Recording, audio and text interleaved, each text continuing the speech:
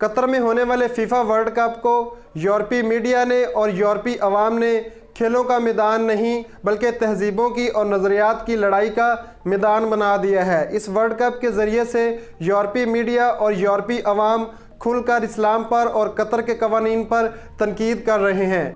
For the first time in history, the World Cup is being hosted by a Muslim country whose constitution is based on Sharia law. Qatar's religious laws mean for the country's women and gay community.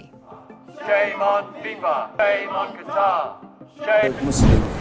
We're in a Muslim country. I think everybody should know that they need to respect our traditions.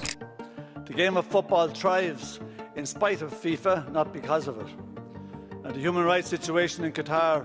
Qatar ने इस world cup पर जितने dollar खर्च किए हैं दुनिया का कोई मुल्क भी इतने डॉलर खर्च नहीं कर सकता।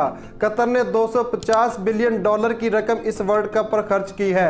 कतर ने अपने मुल्क के अंदर सिर्फ दोहा शहर के अंदर 7 बड़े स्टेडियम बनाए हैं ताकि टीमों को कोई परेशानी ना हो, आवाम को कोई परेशानी ना हो। और इन स्टेडियम का जो एक दूसरे से फासला है वो सिर्फ 50 किलोमीटर का है। इसके अलावा जदीद होटल बनाए हैं, जदीद मेट्रो स्टेशन बनाए हैं, मेट्रो स्टेशन की लाइंस बिछाई हैं और इसके अलावा बड़े बड़े जो एयरपोर्ट नए तमीर किए हैं ताकि मेहमानों को आने में या जाने में किसी किस्म की परेशानी ना हो। होना तो ये चाहिए था कि यूरोपीय अवाम और यूरोपीय कंट्री और मीडिया जो है वो कतर को खराज तहसीन पेश करते और इतना मेगा इवेंट जो करवाने पर कतर को शाबाश देते। उल्टा उन्होंने कतर के कवानीन पर और इस्लाम के कवानीन पर जो है वो तनकीद करना शुरू कर दी है और इस वर्ल्ड कप को जो है वो कंट्रोवर्सी का शिकार बना दिया है। बेसिकली 2010 में कतर को इस वर्ल्ड कप की जो मेज़बानी मिली थी तो इस वर्ल्ड कप के लिए ऑस्ट्रेलिया और अमेरिका ने भी तगोदो की थी लेकिन उनके हाथ में इसकी मेज़बानी नहीं आई। तो कतर के पास उस वक़्त भी बहुत ज़्यादा डॉलर थे जो वह कतर इस पर खर्च कर सकता था जबकि ऑस्ट्रेलिया और अमेरिका इतने डॉलर खर्च नहीं कर सकते थे। इसीलिए फीफा इंतज़ामिया ने इस वर्ल्ड कप को कतर के स्पुर्द कर दिया। तब वेस्टर्न मीडिया ने और वेस्टर्न टीमों ने बहाना बनाया था कि कतर का जो टेम्परेचर है वो बहुत ज़्यादा होता है तो कतर ने आगे से आर्गूमेंट दिया था कि वो नवंबर के अंदर ये वर्ल्ड कप कराएगा जिस वक्त टेम्परेचर कतर के अंदर ठीक होता है। फिर उन्होंने कहा कि कतर एक छोटा सा मुल्क है और कतर के अंदर स्टेडियम नहीं है, एयरपोर्ट नहीं है, कतर इसकी मेज़बानी नहीं कर सकता। तो कतर ने कहा कि वह 250 बिलियन डॉलर खर्च करेगा। तो इतनी बड़ी रकम जो अमेरिका, ऑस्ट्रेलिया और कोई भी मगरबी मुल्क जो है वो नहीं अदा कर सकता था। तो इसीलिए फीफा ने जो ये वर्ल्ड कप है वो कतर के स्पुर्द कर दिया। तो अब जब ये वर्ल्ड कप शुरू हो चुका है तो अब ये कतर के कवानीन के ख़िलाफ़, इस्लाम के ख़िलाफ़ जो है वो प्रोपेगेंडा कर रहे हैं। ये कह रहे हैं कि उन्हें कतर के अंदर जो है वो खुलेआम शराब पीने की इजाज़त दी जाए, ज़िना करने की इजाज़त दी जाए और स्टेडियम के अंदर और बाहर बेर लिबास होने की इजाज़त दी जाए। सड़कों पर लड़की और लड़का रोमांस कर सके, लड़का और लड़की रोमांस कर सके।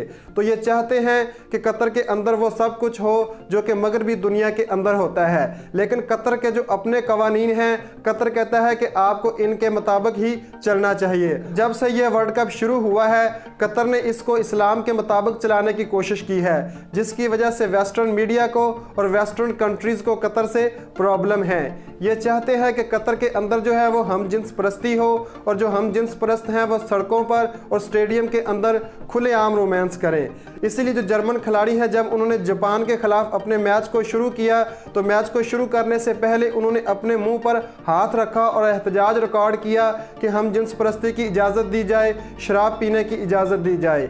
इसी तरह जो यूरोपीय खिलाड़ी हैं वो अपने बाजुओं पर वन लव के बैंड जो हैं वो बांध रहे हैं। उस वन लव बैंड इस बात की तरफ इशारा करता है कि हम जिन्स परस्ती की जो है वो इजाज़त दी जाए। तो कतर को तो ये कह रहे हैं कि कतर जो है वो अपने कवानीन तब्दील कर ले इनके लिए, जबकि जो मुसलमान फ्रांस के अंदर हैं उनके साथ जो कुछ ये कर रहे हैं उस पर ये बिल्कुल खामोश रहते हैं।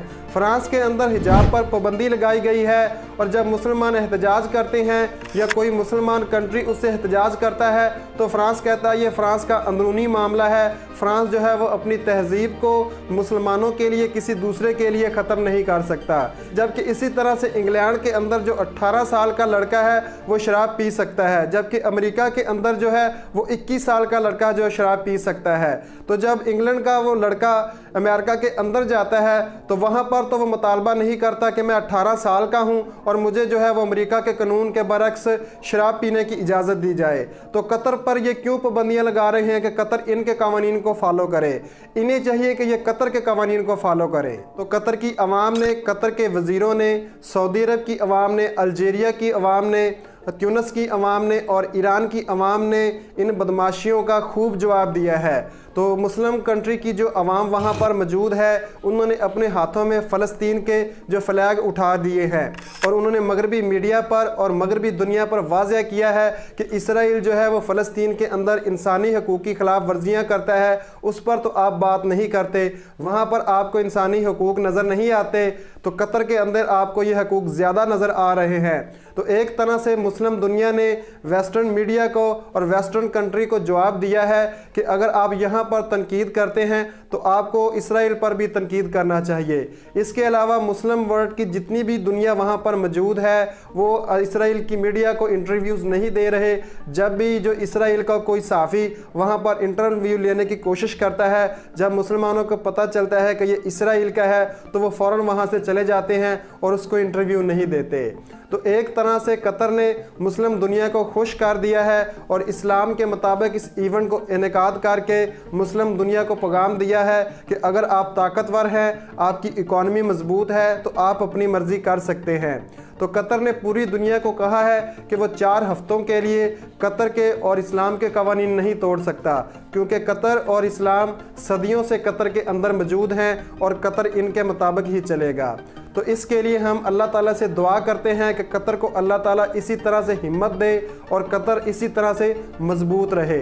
अगर आपको ये मेरी वीडियो अच्छी लगी है तो वीडियो को लाइक करें और चैनल को सब्सक्राइब कर दें। शुक्रिया।